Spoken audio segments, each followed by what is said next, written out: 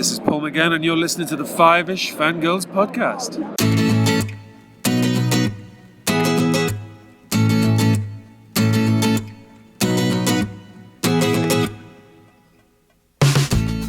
The tangents this week continue all the way to episode 326 of the Five-ish Fangirls podcast. And so do we want to talk about the thumb that's in my freezer? Welcome everyone to this week's episode of the Five-ish Fangirls podcast. So glad you could join us. Let's start off like we're doing on the virtual table and see who's joined us this week. This is Brittany and Troy. This is Holly from Wisconsin. And this is Rachel in Indianapolis, Indiana. Hello everyone. Hello. Hopefully Are those we of you stopping that for breakfast along the way too? Yeah, really. Real maple syrup. Yes. That's going to be his downfall. Yeah. Real maple syrup. Yeah. Real maple syrup is pretty awesome. Yeah, it is. Yep. Anyway, we'll get to that. Thumbs, maple syrup, guest stars. We'll get all of that. But first we need to do the news. And unfortunately, we have a couple of pieces of 10 o'clock news. So first up is Gavin MacLeod. Has passed away at the age of 90, which again, not bad. That's a good long life. Depending on your age or I guess what reruns you were watching on Nick at Night and or other cable TV stations, you probably know Gavin either from the Love Boat or the Mary Tyler Moore Show. Yep. So I know him best from the Mary Tyler Moore Show. Same here. It was I saw people commenting and posting pictures and stuff on Twitter, and I was like, that's sad. And then I saw Ed Asner's post, and it was I was like, oh. So yeah, Ed Asner posted, "My heart is broken. Dawa was my brother, my partner in crime, and food." and my comic conspirator. I will see you in a bit, Gavin. Tell the gang I will see them in a bit. Betty White. It's just you and me now. It's like, oh, yeah, because like really Mary Tyler Moore, both Mary Tyler Moore, Valerie Harper, and Cloris Leachman have all died within the last 5 years. And Cloris Leachman was actually the most recent. She died in January of this year. So yeah, it's just Ed Asner and Betty White left from the Mary Tyler Moore Show, which is like, oh, that's sad. It is. Put Ed Asner and Betty White in bubble wrap, please. Yeah, really. Right? Yeah. So when it comes to Betty White, because like a lot of people like that I know are big fans of her, and like I see like appreciation posts, and every time I see that, I'm afraid because I'm afraid to read R.I.P. I'm like, no. Yeah. No, that's how we keep her alive. Yes. In Betty's case, that's how we keep her alive. But yeah, so his that's Gavin MacLeod, not his actual name. He was actually born Alan C. S-E-E. So his acting coach convinced him to change his name. Smart move. Yeah. Yep. So we got his first significant TV role on McHale's Navy. And then he was Murray, his desk right next to Mary's on the Mary Tyler Moore Show. And then right after that show ran, he went on to be Captain Steubing on the Love Boat, which would keep him on TV for another 10 years. So, so yeah. Yeah, it was like, oh, I love the Mary Tyler Moore Show. So Same. that makes me sad. So, and then if my childhood Right? hadn't taken a hit already, Samuel E. Wright, most legendarily, I'm making up words now. all of us kids of the Disney Renaissance, Yes. as the voice of Sebastian in The Little Mermaid, has passed away at the age of 74 from prostate cancer. Oof. That one really hit me because I only just recently rewatched Little Mermaid over Mother's Day weekend. Yeah. Like but my grandparents, and we put on Disney Plus. We were playing a bunch of Disney movies, and that was one of them. Yeah. It's like, oh, I just watched it. Yeah. Yep. So this is like, I think somewhere I got one, if not two, of the Disney cassette tapes because they have put out a couple of Sebastian albums with I remember those. him, and I have them. I mean, like Every Little Thing Will Be All Right, Three Little Birds, some of those songs.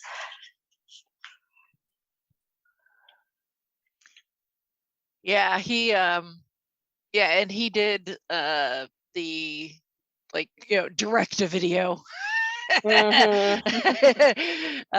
sequel to Little Mermaid 2, Return to the Sea. So yeah, like he did the voice of Sebastian like in a lot of things, not Did he just do it in the show, the Disney show? Yes. Yeah, the Okay, TV series. Yeah.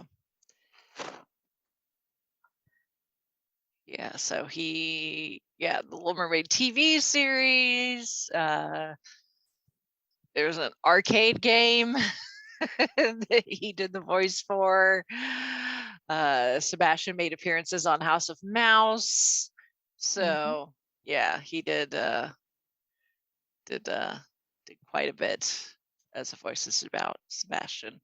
And then on Broadway, he was Mufasa in the Broadway production of The Lion King. Yeah, that's right. So yep. So I was like, yeah, that hurts. So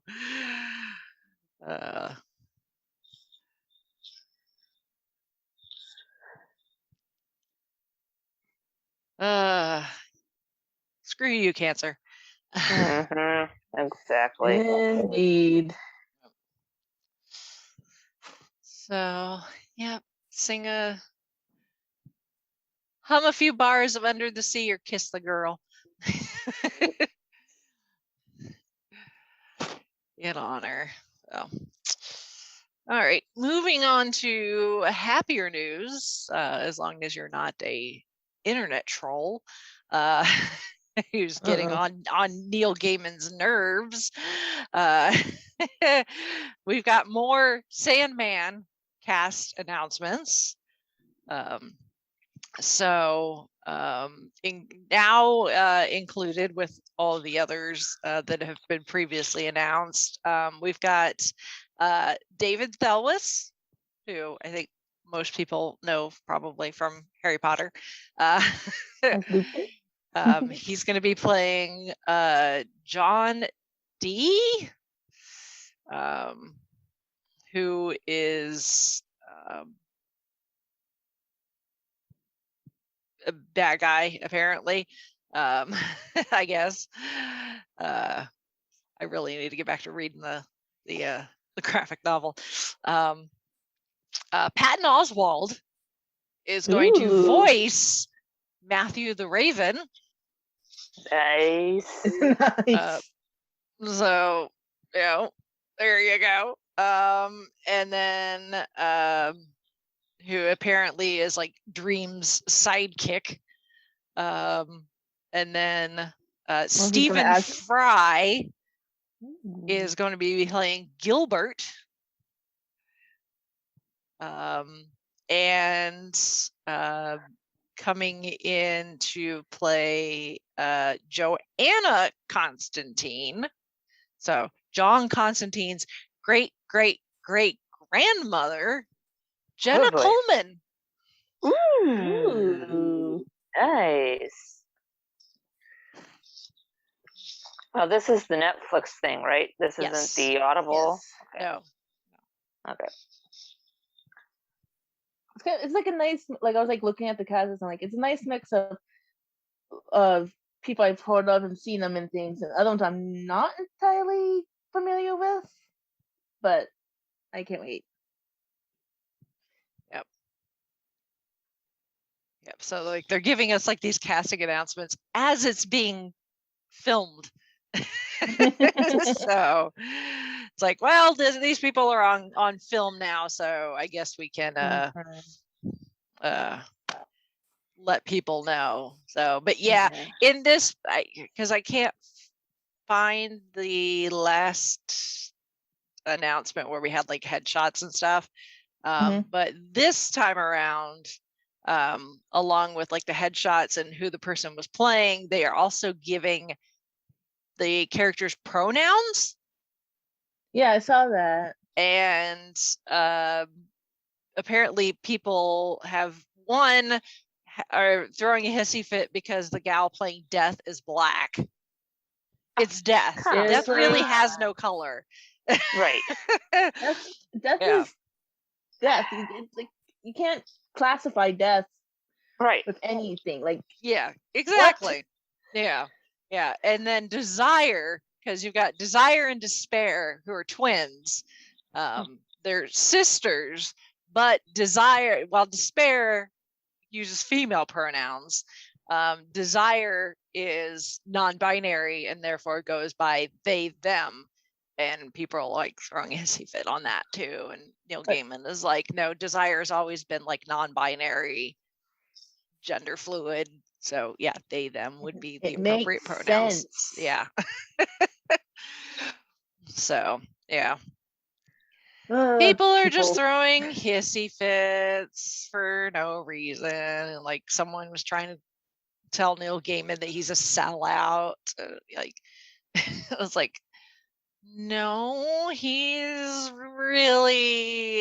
he's actively involved in this, just like he was with adapting Good Omens. Like it is going to, they're making what he wants because it's his body of work. And if, they're not going to do anything that he doesn't want. Right. So it's like, but, internet trolls are going to troll. Whatever. So anyway, but I'm excited. So me too. I really need to get back to reading the source material. I need to get back to reading the source material so then I can listen to the Audible adaptation so that I'll be prepared for when the Netflix adaptation comes out. So I can't remember. Is there a date? No. Nope, we don't have a date yet. So like I said, it's actively in production right now. So probably, if not late this year, probably next year would be my guess. Yeah, kind of what I figure post-production and all that. So anyway, so there is that. And then of course we have the latest episode of Gold Standard now in the feeds.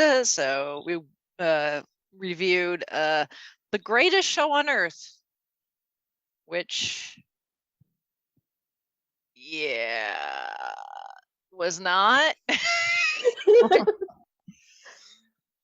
I was gonna say The Greatest Show on Earth was not the greatest movie on Earth, apparently. No, it's not. So was it the return of the Russian judge, Rachel? Yeah, the Sokovian judge had thoughts. Yeah. So I think we would have been better off watching the Seventh Doctor story, The Greatest Show in the Galaxy. Ooh. Oh boy. So I don't or mind The that Greatest one. Showman. Well, I would have been really happy with that. So Mhm. Of course, Hugh Unfortunately, Jackman. Emily. What's not there to love? yeah, exactly. Yeah, that's kind of how I felt watching this movie. I'm like, can I just have Hugh Jackman instead? Please, thank you. But you know, the Academy doesn't always get it right. no, not really. So, but yeah, you can go listen to that in the feeds wherever you get your podcasts. And then of course our giveaway for a weekend pass to PopCon is still going, so you still have time to enter that. So we've got 5 days left to enter. So get on that, because you know you can't win if you don't enter. Exactly. Them's the rules. Uh-huh. If you don't enter, you can't win, and then if you don't win, you're gonna have to pay for a badge. So you know, there you go. Which I would prefer to win it, because then you have that extra money that you Can spend budget elsewhere. in. Exactly. Mhm. Merchandise and autographs. Mm-hmm. All the fun, shiny, and pretty things in Artist Alley. Mhm. So you can support your local creators. Yep. So get on it. So moving on, we don't have any feedback. So we shall move on to this week's main topic, which is the second and at the moment final season of Prodigal Son. We will get into that though. So yeah, Fox, we're looking at you.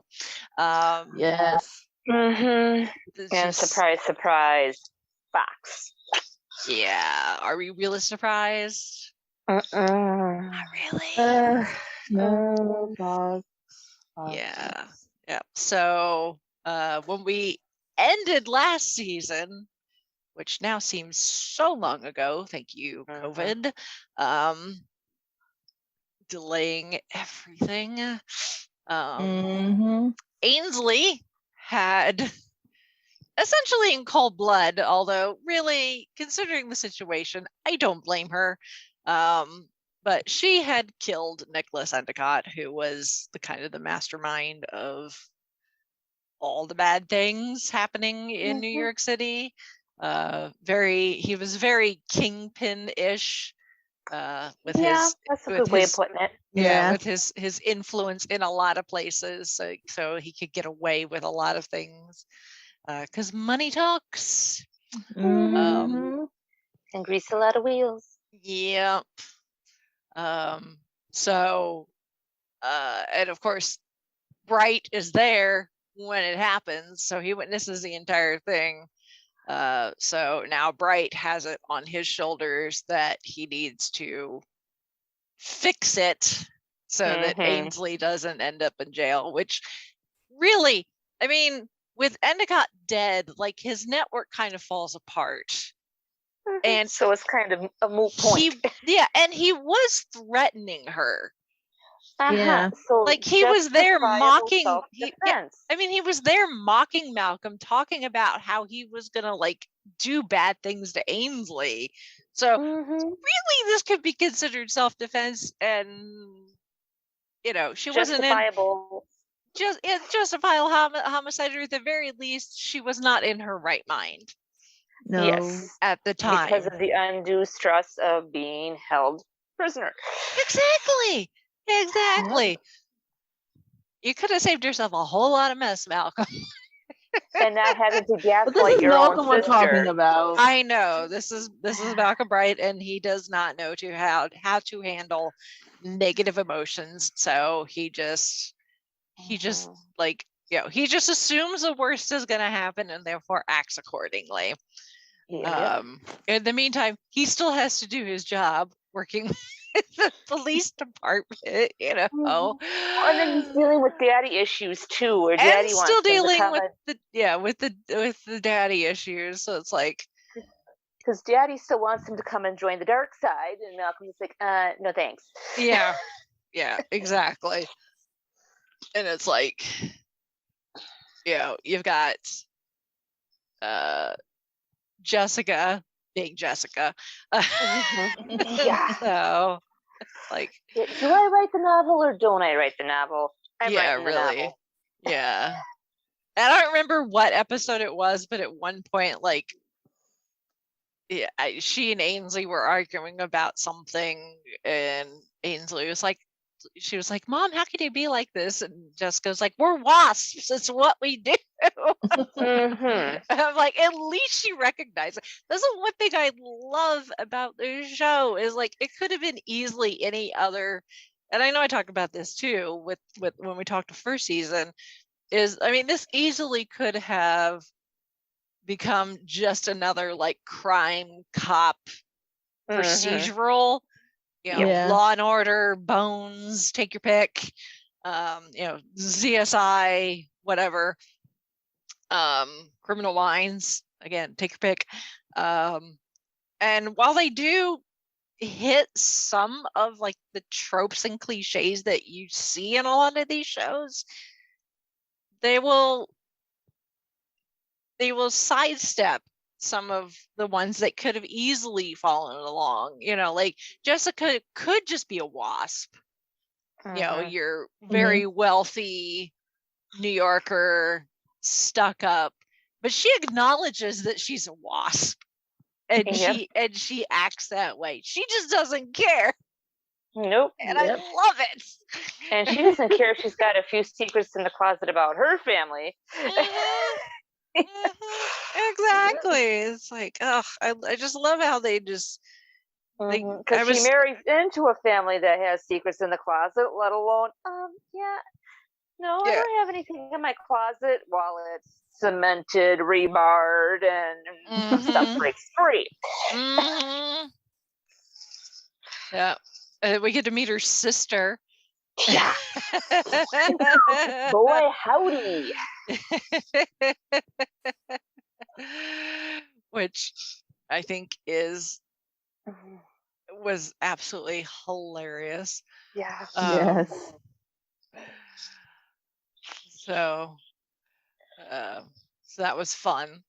And then so it's like, we've got like this, like the first half-ish of the season, because we didn't get like a full season, unfortunately.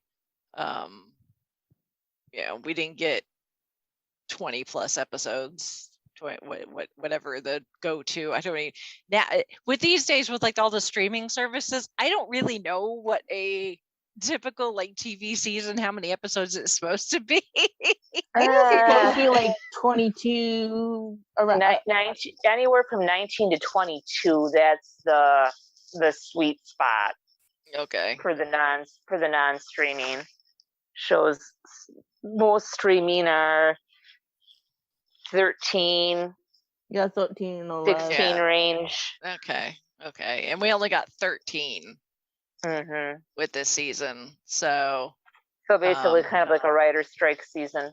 Yeah, a little bit. So it's kind of like not quite halfway was like the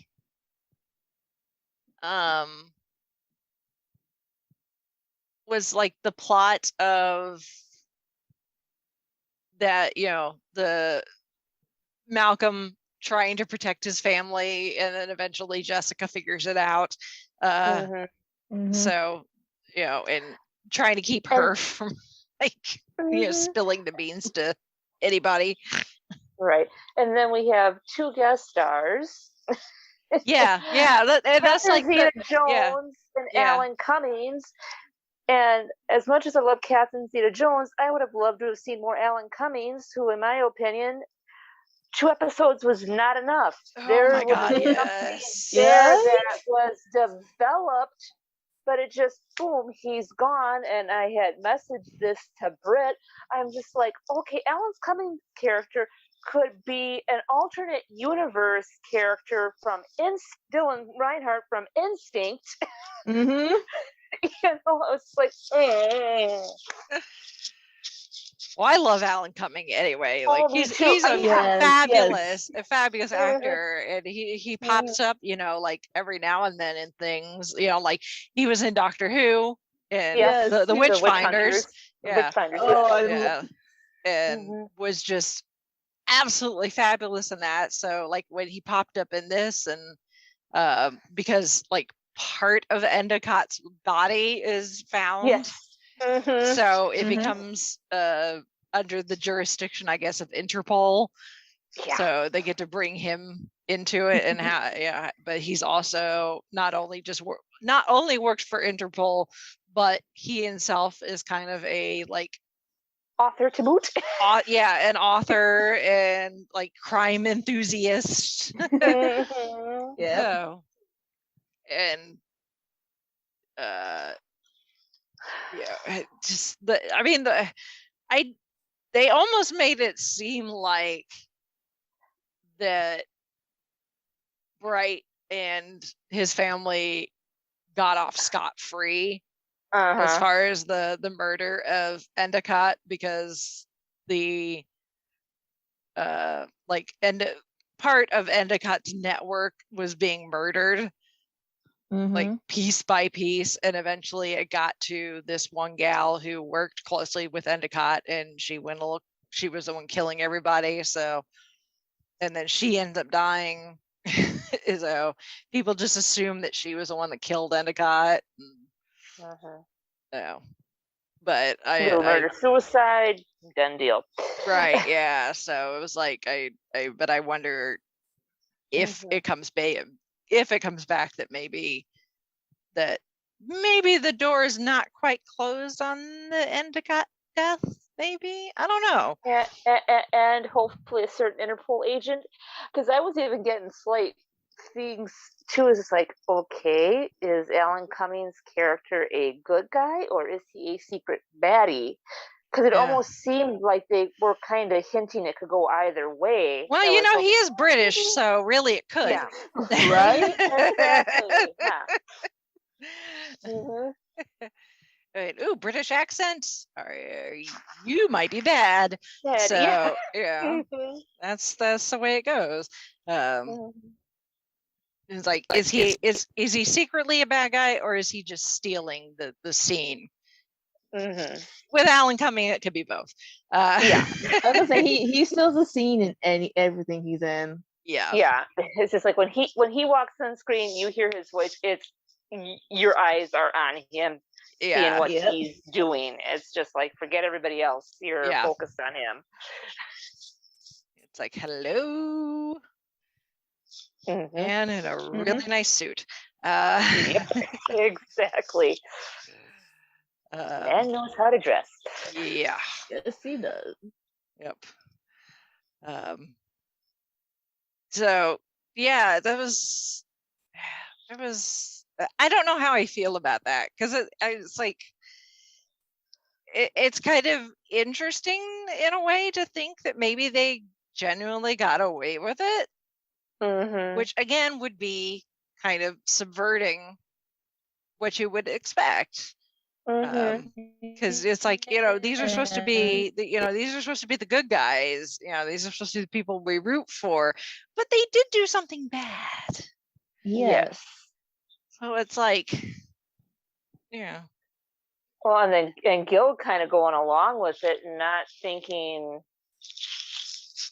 to well, not having any second thoughts. Yeah. Well, I think Gil was just happy to see Alan coming. Go away. Yeah. Yeah. You're cramping my style, dude. Yeah. Crap. It's like you in your fancy suit. I just want to hang out in my turtlenecks. Yeah. If you open up Gil's closet, that's all you're going to see are just turtlenecks. He's like Steve Jobs. Yeah. And probably turtlenecks all in the same shade. Yes. Yeah. I was gonna go with that joke of like, how like in a lot of like cartoon shows where the characters are wearing the same clothes, you look in the closet and it's the exact same outfit. Yes. That's what I expect Gil Lareau's closet to just be like when you open it up. It's just nothing but turtlenecks. It gets cold in New York. Yeah. It does, yes. Now, were you guys were you guys kind of surprised with the romance angle between Jessica and Gil? Or weren't you? No, I kind of like how they left it like open-ended. Well, it's not. I mean, it's obvious that they like care for each other. Yeah.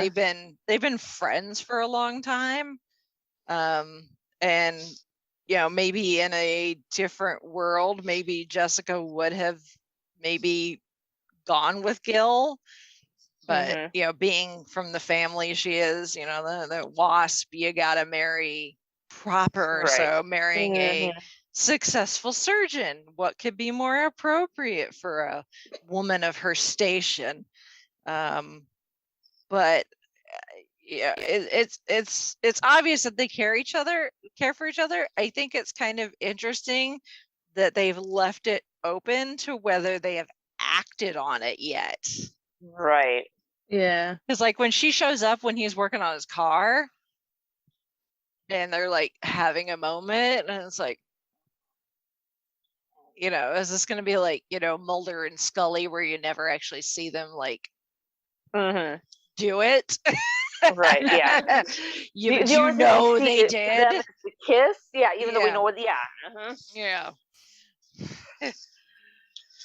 So it's like, yeah, they could be hooking up potentially, and we're just not seeing it. So, but I think Gil could be good for Jessica. Oh yeah. Yeah. That's the thing is she needs someone who's got morals. Yeah. If anything else, I mean, that's setting the bar very low, unfortunately. But if you compare any guy to the surgeon, or even Nicholas Endicott, it's like, him too. This is setting the bar very low. Like, let's try to get someone with a conscience and a moral center and knows right from wrong and go from there. So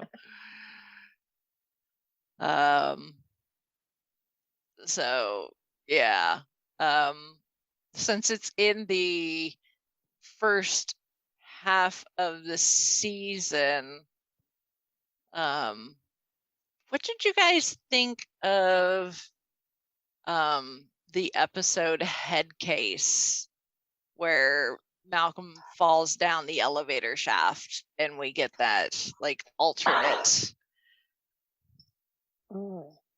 It's not an alternate universe because I mean he's suffered a concussion, so he's hallucinating really. I thought it was neat. I liked it because it kind of reminded me a little bit of, and Brittany, you'll probably remember this episode from CBS's Scorpion. Oh yeah. Where Walter winds up getting his head hit they have to do surgery, and he's got this alternate reality where he has to get everybody from the main crew together to save him. So basically almost kind of the same process, but not quite. I kind of like the kind of twist it wasn't if his father wasn't a serial killer. It was like if Malcolm never discovered the body. So that was kind of neat. Yeah. It's like apparently no matter which universe or reality he's in, his dad is Martin is a serial killer. Yeah, exactly. Yeah. It's just whatever evidence had been found, they pinned it on Gil instead. I don't know why that caught me by surprise, because like we're seeing like this alternate universe, like Malcolm and Danny are together, Jessica and Martin are still happily married, and the kids are grown up. In this case, Ainsley is not a news reporter, she's gone into medicine as well to become a doctor, following in her dad's footsteps. But like Malcolm is still working with the police department, doing what he does as a profiler and everything, and he's still living in the same place, and all of these things. So it's like not a whole, like, some of it has changed, but like some of it is still the same. Yeah. And like, he's still working with the same people, but it's like we hadn't seen Gil at any point in like this alternate timeline. So when he goes, he was still getting phone calls from the hospital. Yeah, exactly. It wasn't until he actually went to the hospital and like, Gil turns around and is like, oh, okay. Like, why didn't I? It's like, we haven't seen Gil yet. Where's Gil? Duh. I was a bit slow on that one. Yeah, I was too. It's like, don't tell me Martin actually went through and killed Gil. Yeah. Like, no, he managed to pin it on Gil. Yes. Like, nicely played. Yeah. How dare you? Yeah. So, but yeah, that was.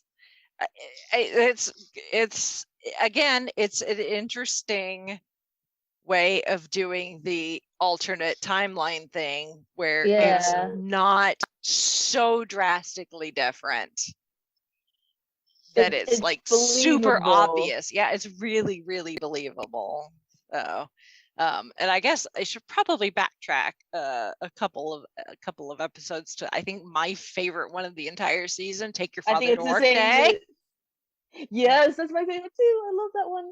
Where there's a death at the psychiatric hospital.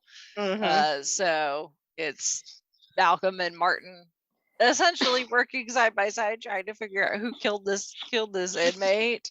But oh my goodness, Michael Sheen's performance in this episode, so good. I know. You can tell he had so much fun. Yes. So much fun. Yes. Because like we also have like that subplot of Martin really, really wants to get out. Yes. He really wants to get out of this place. And the opportunity presents itself, but he doesn't do it. He literally had the key to his to his freedom, but because his son was in trouble, he gave it up. But yeah, that's got to be one of Michael Sheen's best performances in the series, is Take Your Father to Work Day, just because so good. So good.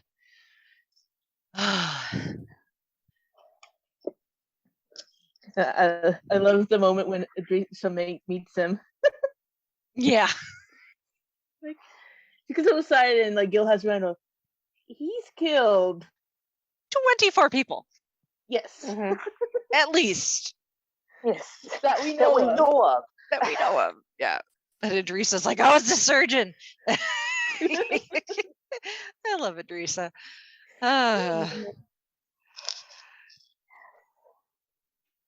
So yeah, I mean, she's just it's like nerding out, like, oh my goodness, this is the surgeon. Yeah. Mm, I would have been the same, probably, actually.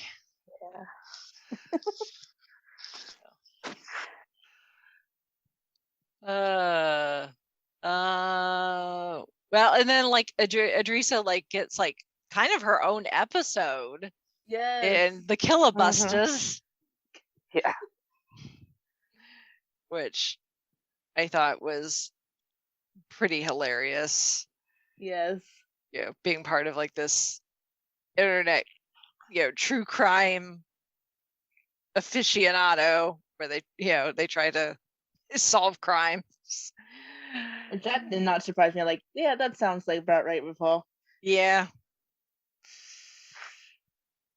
A little bit. But we get to learn a bit more about Adrisa and who she is when she's not cutting open bodies for the NYPD. Mm-hmm. So that was a fun one.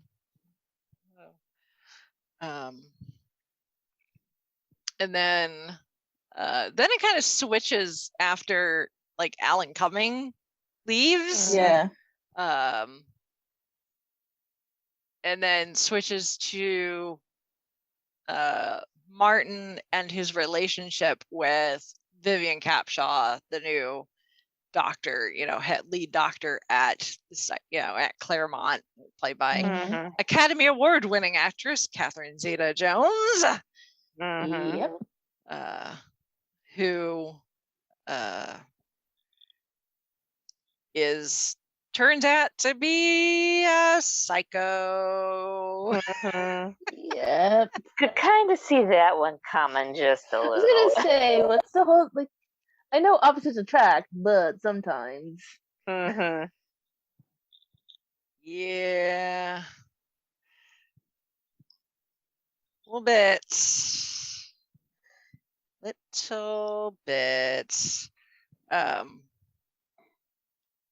Which that threw me because like when I was first thinking, I thought that she was like they were gonna go off together. Like I wasn't expecting her to basically kidnap him. Yeah. It's Okay. like they set it up that like she and Martin start having like this illicit affair Yeah. Mhm. because sleeping with a patient, never a good idea. Even Yeah. a doctor of any sort should never cross that line with any Mhm. patient, whether it's a Mhm. mental institution or whether you're whatever. That's Mhm. just a line you're not supposed to cross. Although it is Michael Sheen. Yeah. Mhm. The man is kind of good looking. So and I Yes. can't blame her. Yeah, especially if you're like into the whole dad bod thing. Mhm. Yeah, I'm kind of here for it. But yeah, I just thought it was just gonna be like this, like illicit affair, and then like this harebrained scheme that Martin has been concocting with brother David, or brother whatever, Yeah. is finally comes to fruition, and it's like we see them get out, and Martin's like, sunshine, fresh air, I'm not in chains, this fabulous thing, and then we don't see him again for a little bit, and we just assume that he's with his co-conspirators, but it's like, no, he never went with them. Because Vivian got to him first, and she's holding him captive like some sort of misery type. Yeah, that's kind of what I was thinking. Like this Yeah. reminds me of that Stephen Yeah. King story. Yeah, a little bit. Kind of have a Stephen King misery thing going on. Yep. But yeah, again,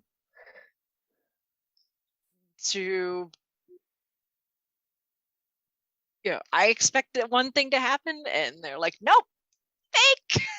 Fooled ya. Yep. Like, oh, Prodigal didn't get me in.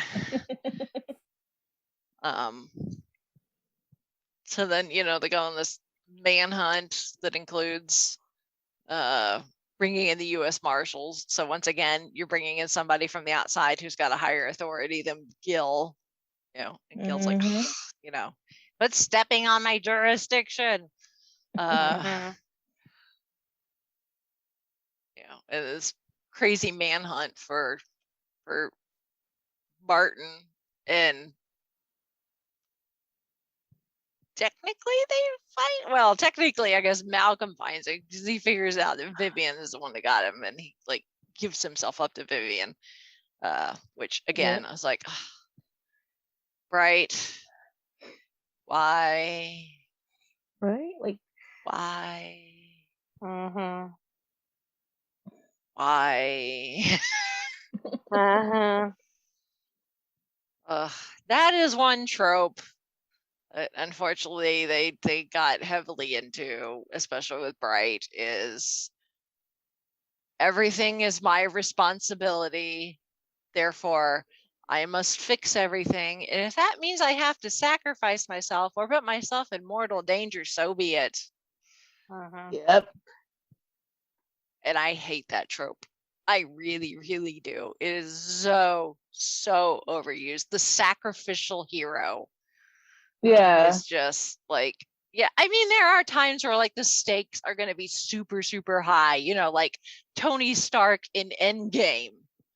It's like, the it's Thanos has to be stopped. It's like, this is the only way. Yeah, the stakes are really, really, really high in this. So Tony Stark has to sacrifice himself. This is not at that level. No. But everyone is so convinced that it's like, oh my God, the surgeon is free. He's gonna start going on a killing spree or something. And he doesn't. I mean, he gets with the sun. Yeah, I mean, granted, he's captured and drugged right away, so he couldn't even if he wanted to. But still, even once he manages to escape with his son, and they end up getting Vivian to confess to exactly what she did after the really knockdown, drag out cat fight between her and Jessica, which was awesome. That was fun. Oh. Vivian is thinking she's being all smart, putting drugs in Jessica's martini, and she's like, it's gonna take more than Valium and a couple of martinis to take me down. Yes, I love it. This is Jessica we're talking about here, the surgeon's wife. I mean, she's been through a whole lot. This isn't gonna phase her, dear. She is a New York socialite. She lives, her diet consists of alcohol, booze, and pills. So you got to think elephant tranquilizer for someone like her, I think. You were reading my mind, Rachel.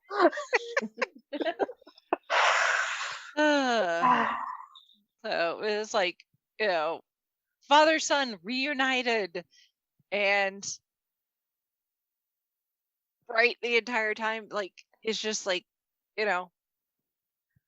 watching his dad like he's a mousetrap ready to spring or something, and the entire time Martin's like, I've changed, I got it out of my system, it's been over 20 years. It's like, give me a break, kid. Look, real maple syrup.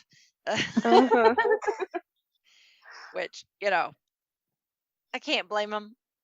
Nope. I do love breakfast myself. Yes. So I'm down to chow down on the breakfast food. Especially pancakes and or waffles with maple syrup. Yes. So I am here for it. So but they get caught up in this search for this other serial killer known as the Woodsman, because they're in Vermont, I think, maple syrup. Yeah. And you know, because the woodsman's got an MO that they expect, you know, to keep, so they know approximately when his next victim is going to die based on, you know, previous. So, you know, they need to get that information out of him once they catch the guy. And, you know, all of Bright's tactics won't work. And he's like, Dad, you're going to have to torture this guy. You're going to have to go search. You know, it's like, don't kill him. Actually, I don't think Malcolm really was like, don't kill him. It's just like, do your thing to get the information out of it. You know, which you know, Martin does happily. Like, he comes out of that like shed thing, just like this big old grin on his face, like, you know, like a kid who just got off their favorite ride at a, you know, at a carnival or something. Just happy as all get out. He was like, and we can see why you killed 20-something people. Look at that. It's like a runner's high. He's like, is he dead? No, but he wishes that he was. Like, yeah. Good on you, Martin Whitley.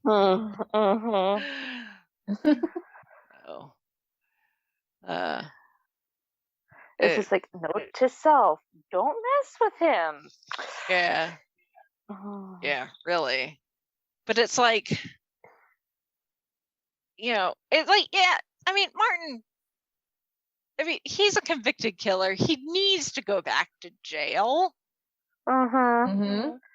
In some capacity. Yes. But I would think at this point, you know, he's proven himself to be at least a somewhat productive member of society. You would think he would get bored with the humdrum everyday life.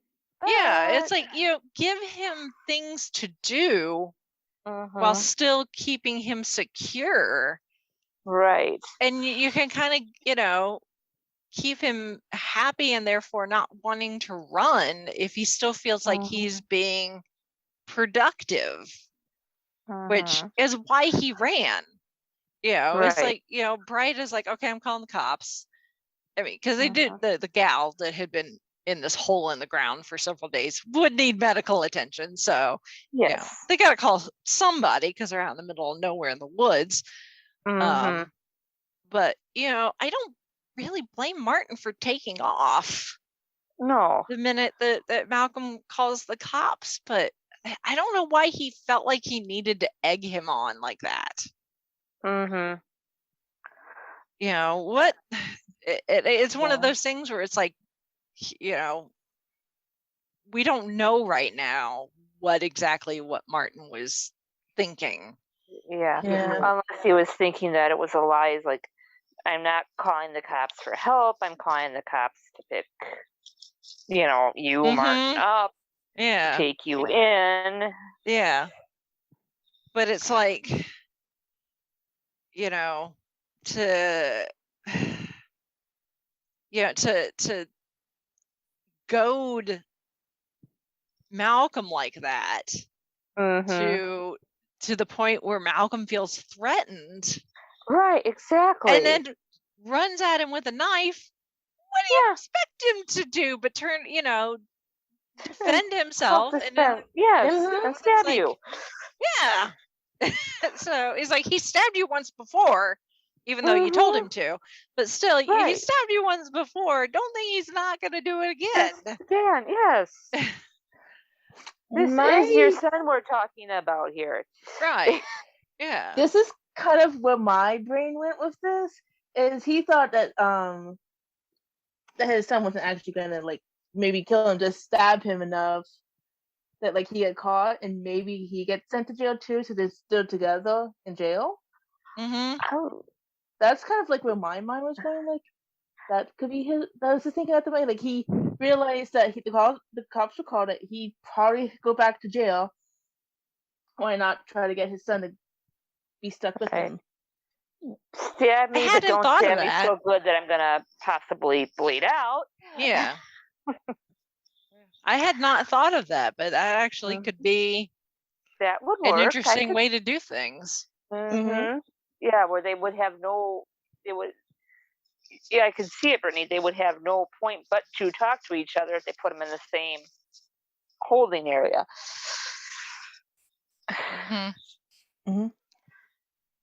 But for right now, we don't know. Why? No. Because a week before, or what, 2 weeks before we got I think it was the like- finale, they're like, oh yeah, this show's been canceled. Yep. And it's like, say what? Like, you cancel this as the show is finishing its season, which has already been shortened because of the pandemic. Mm-hmm. And they've already, obviously, because the show is almost done airing for the season, that means production is done. So, all your They cast can't and go back everything and are like change it. scattered. Yeah. So it's like, ugh, I'm mad. I'm mad. I haven't been this mad since Forever got canceled. Yep. Right Same, there with actually. you. Yeah. No. And we're not alone is the thing. Is there is a strong, maybe not as large maybe as some other fan bases. And we're looking at your Firefly and your whatever the show was where they sent all the peanuts to the studio to convince them to bring it back. That I can't think of what it is. But there's at least a handful of people on the Prodigal Son Reddit that have taken upon themselves to try and save Prodigal Son one way or another. There is a change.org petition you can sign. It has over 41,000 signatures on it. So, that's oh, excuse me. So that's a good thing. They're trying to get to 50,000, so they're well on their way there. And the creators, the series creators, have been open about them trying to shop the show around to other places. The as of this was posted on May 26th, so 5 days ago as we're recording this. There was the series creators, Chris Fedak and Sam Sclaver, told the Hollywood Reporter or an article in the Hollywood Reporter released an article with a bunch of studio heads a chance to give their thoughts on shows they're trying to keep alive, essentially. And last it has been passed over by a couple of places. Right now they're looking at WBTV is shopping it. So they're in conversations with Warner Brothers, I guess. What that would mean as far as where it may go. I was gonna say,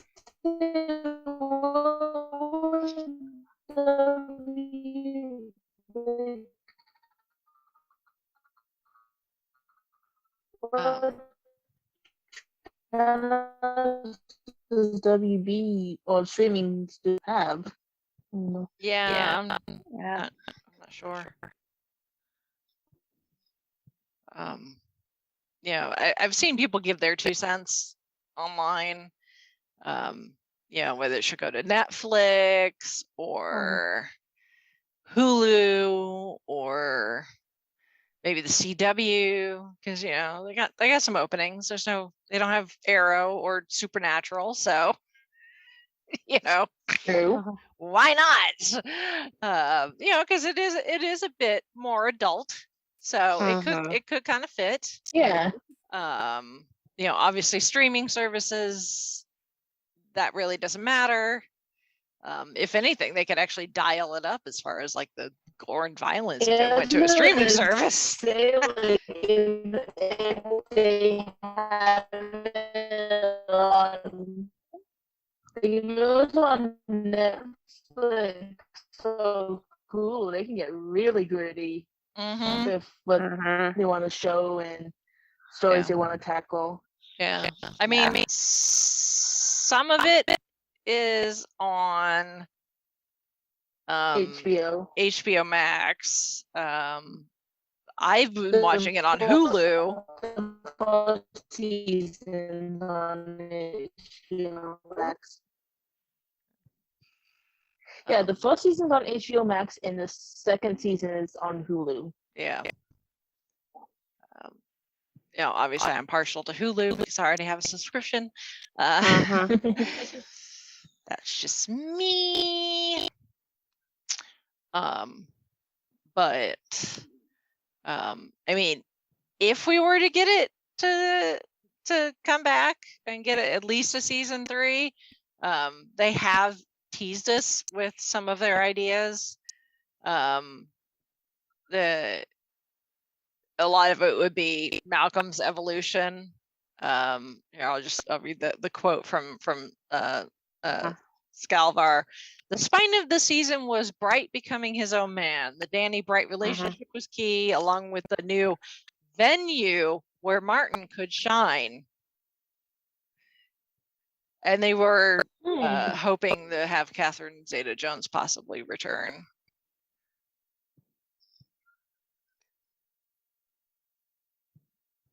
For something, though, because last we left her, she was in cuffs.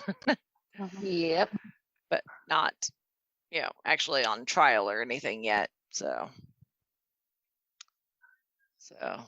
because she was trying to convince everyone that Martin had took her hostage. It's like, no, you liar. If you lied anymore, your pants would be scorching. Yeah, not just that Martin, but like Malcolm was like an accomplice. Yeah.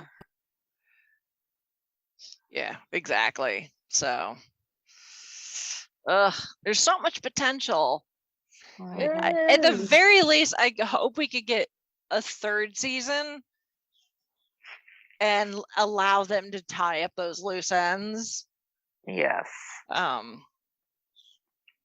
So, a 3rd season of a movie type. Yeah. Yes. Yeah. At least a 2-hour wrap-up movie, so we know for sure what happens. Yeah. Yeah. It's like you don't have to tie up every tiny little thing, but it's like that one major plot point. Yeah. That's hanging out. There would be nice to have some resolution too. Yeah. A little bit. But only time will tell, I guess. I mean, now that we are further away from the pandemic, if it gets picked up by someone, hopefully that means that they can, go and shoot and film everything and not have these issues. Like a lot of shows, the pandemic did screw a lot of things up, and I can't blame them for that. Obviously was not their choice for them to there be a worldwide pandemic, especially when you've got a number of your stars aren't American and therefore have to travel out of the country if they want to go, when they went to hunker down at the beginning of the pandemic with their families. So although it's funny when you watch Stage season 2 and Michael's talking about going to New York and supposedly it's for a friend's wedding, and I'm like, no, it's to go film Prodigal Son. Yeah. Yeah. Wedding in quotation marks. Yeah. At least that's what I like to think. That's my headcanon. So, but yeah, we'll have a link to the petition in the show notes. Go check out some of the other things, like there's graphics and stuff that some people have made for people to tweet with or post on Instagram, to kind of be eye-catching for any, I guess, network execs that may be on social media. So they're on the Reddit. I'll put a link to the Reddit as well. So yeah, it's just Fox being dum-dums like Fox does. Because they don't know how to do TV. I mean, they're like, of course the go-to is like, well, it's low, it's because of low ratings. And then I'm like, well, it's kind of hard for people to consistently watch a show, which again, pandemic delayed things. That I'm not blaming them for. But then like they took a break. Yeah. They took a break for what? Like a month? Yeah. But then they aired episodes. Yeah, and then they aired boom, one break episode during that break, and then the break started up again, and then it came back, and we got the rest of the season. Like, how do you expect people keep people engaged when you air stuff like that? I mean, I understand part of the break because I think one of those nights was the State of the Union address. I think and they're like, "There's no way we're not going to try and compete with the president." Yeah. But it's like, I think another reason, because like a Quiet Features my shows took a break. I think it's because they wanted to extend it, because most of the seasons were shortened, and they kind of wanted to extend it so it at least ended around the same time that they normally would have done, like the end of April, beginning of May. Well, yeah. I mean, I can understand, that. But the fact that they were like, oh yeah, the show will be back in like a month, but then they show just a random episode in the middle of that. And it's like, if you're gonna take a break, take a break. Not and be like, oh look, here's an episode. Oh wait, and no, you're gonna have to wait for more. Yeah, again. that's true. That's just dumb. In my humble opinion. And I think with like, and also with ratings, like the way people watch TV has changed now. Like a lot of people will wait until it's on a streaming site, because they don't necessarily want to watch it with commercials, or can't watch the night, or they want to wait till it's over so they can just stream it all at once. Yeah, which I mean, those numbers these days are still supposed to count for something, supposedly. How much, I don't know. I was gonna say, it doesn't seem like it all the time. Like I hear about like I forgot exactly what it's called, but like I hear they talk about the numbers of like watching after it aired, but I don't know. Yeah. It's like, I didn't miss a single episode this season. I watched every single episode. It may not have been when it aired. Same. Which, I would have liked to watch it when they aired, but my TV is stupid and doesn't think that Fox exists, which these days it's not wrong. So I have to wait till the next day when it's on Hulu, but I still watch it. I've watched every single episode. Same. What is it? You'll watch more than once. Yeah, I mean, I only started watching the show because Michael Sheen is in it, but it turns out it's a really good show. Right. And Michael Sheen's just an added bonus. Mm-hmm. You got me on the line with Sheen, and then you hooked me Right. with a really good show. Right. So, Yeah. but now they're just Mm-hmm. dumb-dumbs, Yes. dummy-dumb-dumbs. Mm-hmm. So Yeah. To paraphrase Nick Fury, you made a stupid decision. yeah, it's a stupid ass decision. I wish I could elect to ignore it, but I don't really have a choice. Exactly, I know. So Somebody please pick it up so we can use that. Right? mhm. Like, you made a stupid ass decision. It's a good thing these people came around Mm-hmm. and To fix it. to fix it.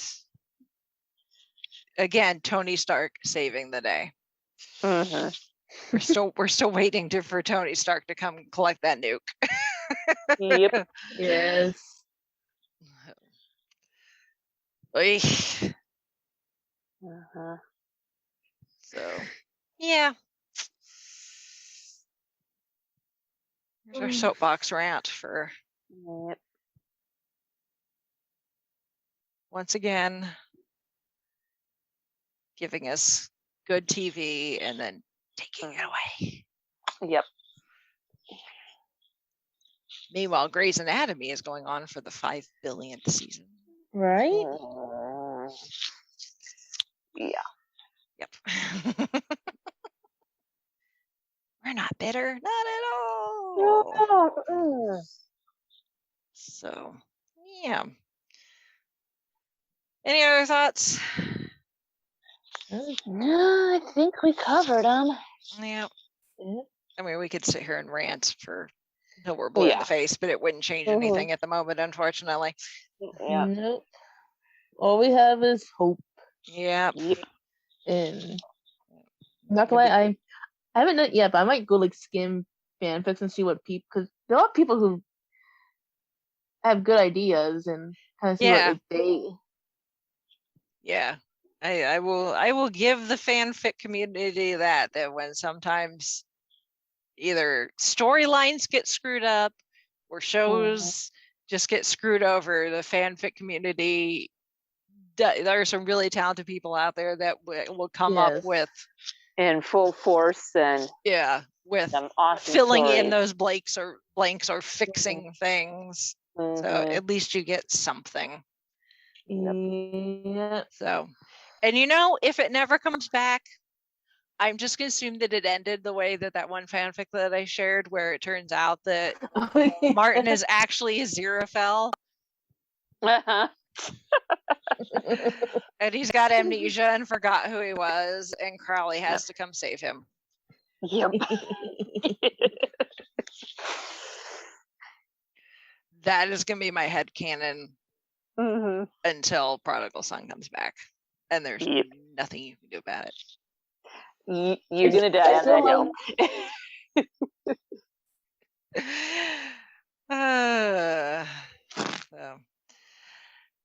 Well, like, I forgot which episode it was, but it was one when they talking about like the devil. And I was like, you should talk to your father. He knows a guy. And then he actually ended up knowing a guy. Well, that's not quite what I meant, but hey. Yeah. Like, there's a whole episode where a Catholic priest got killed, and it's all this like, religious imagery, and I'm like, there's so many good Omens references I could make here. It's like, where's David Tennant to walk in when you need him? Yeah, really. Vats of holy water just everywhere. Yeah. Well, if any of our listeners have thoughts about Prodigal Son or other TV shows getting canceled before their time, you can always send us feedback. You can send us an email, e5ishfangirls@gmail.com, or you can connect with us on pretty much all the other social media platforms, and you can find links to those at the5ishfangirls.com. And we look forward to hearing your thoughts. You can also, on our website, you can buy merch at our Redbubble shop. You can buy stuff off of Amazon, like I did just recently. Arrived this morning. Thank you very much.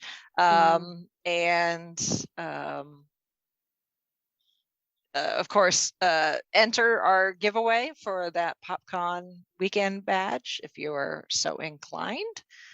And then Patreon. We always have Patreon. We're always very happy when people support us with their hard-earned money in whatever way they see fit.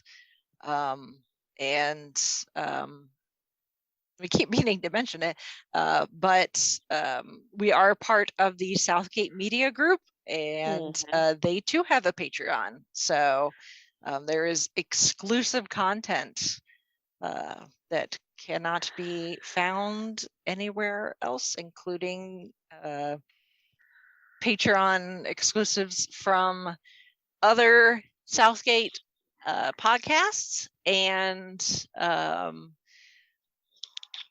interviews. We're working on a series of interviews with Southgate Media podcast hosts that will be available exclusively on their Patreon. So all the good stuff's on Patreon, folks. So there is that. So I guess we will get off our soapboxes and brush them off and put them away safely for now. Heaven knows they will come back out for something.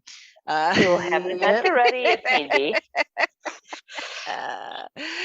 And we shall sign off for this week. This is Brittany and Troy saying goodnight. This is Holly from Wisconsin saying good evening.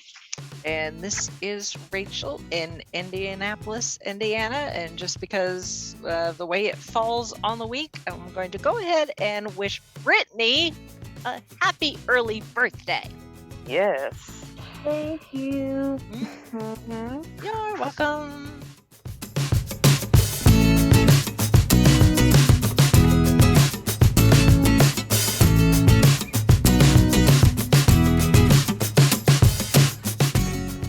You have been listening to the 5-ish Fangirls podcast. You can find more episodes and information at the5ishfangirls.com. Any and all books, movies, games, and any other forms of media mentioned are owned and operated by the respective copyright holders. No copyright infringement is intended or implied. If you wish to support the show, the easiest way is to leave us a rating and review. More ratings and reviews will make it easier for others to find the show. If you wish to support us monetarily, you can do so at patreon.com/5ishfangirlspodcast. All money goes towards fees and equipment to keep the show going. For official 5-ish Fangirls merchandise, visit redbubble.com/people/5ishfangirls. We love hearing from our listeners and encourage feedback. You can email us at 5ishfangirls@gmail.com. You can also like and follow us on Facebook at facebook.com/5ishfangirls. Thank you so much for listening, and may the squee be with you.